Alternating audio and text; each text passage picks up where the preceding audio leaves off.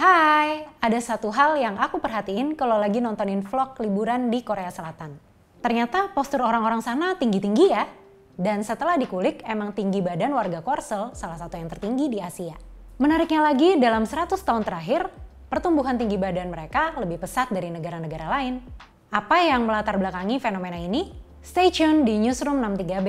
Kali ini kita bahas sediatnya warga Korsel dan kenapa banyak dari mereka yang terobsesi punya tubuh tinggi. Jangan lupa subscribe YouTube Tirto dan follow Instagramnya biar kamu gak ketinggalan isu-isu yang menarik dan tentunya relate buat kita semua.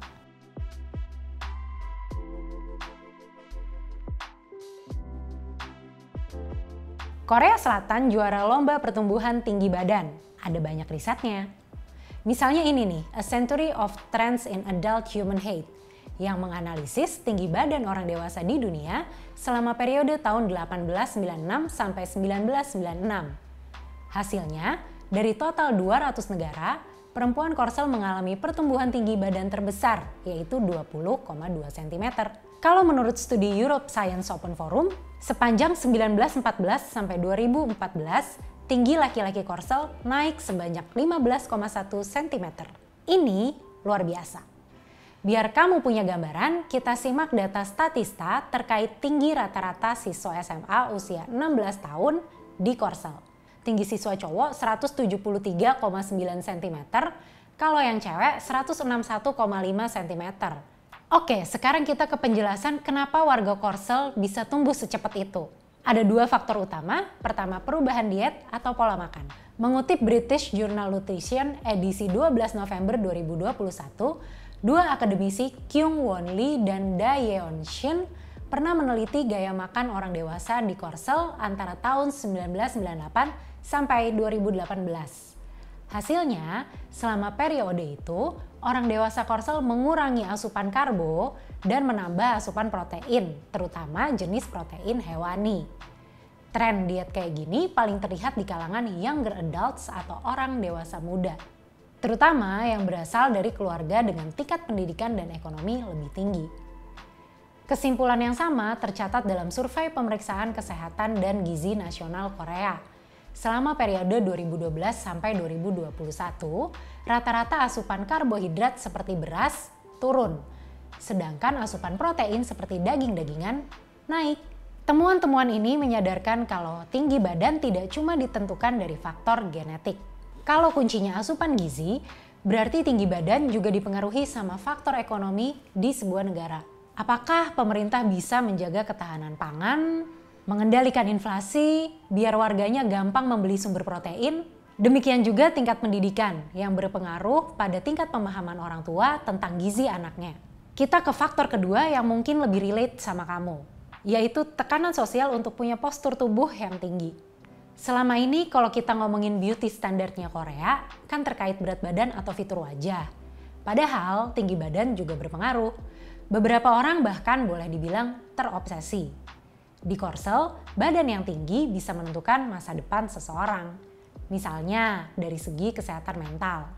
Dunia pertemanan di Korsel kadang cukup kejam karena tubuh pendek bisa jadi sumber bullying. Kemudian di urusan percintaan, tinggi tubuh pasangan seringkali jadi preference terutama di mata perempuan. Begitu juga soal karir. Di beberapa industri, kesempatan kerja akan lebih terbuka bagi orang-orang yang berpostur tinggi. Para orang tua menyadari banget soal ini.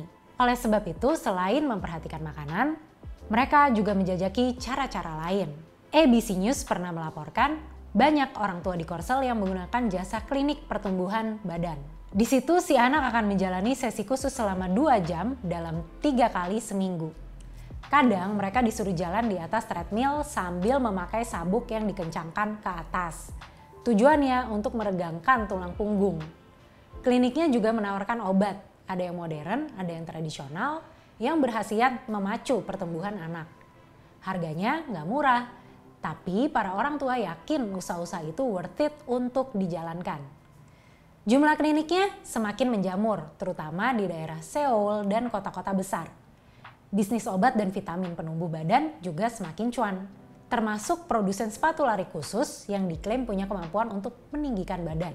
Beberapa media lokal bahkan melaporkan Mantan pemimpin Korea Utara Kim Jong-il adalah salah satu pelanggan sepatu itu. Di laporan New York Times ini, jurnalis Cho Song-hun mencatat hal yang menarik.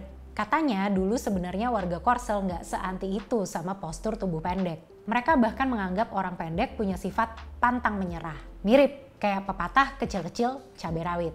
Nah, obsesi terhadap tubuh yang tinggi muncul ketika Korsel mulai kena pengaruh barat. Tepatnya di era 60-an sampai 80-an ketika negara sedang mengalami pertumbuhan ekonomi yang pesat. Apalagi di era 90-an, industri hiburan Korsel mulai menampilkan idol, aktor, dan pesohor yang tingginya di atas rata-rata. Image tentang postur yang ideal pun akhirnya terbentuk dan menyebar kemana-mana.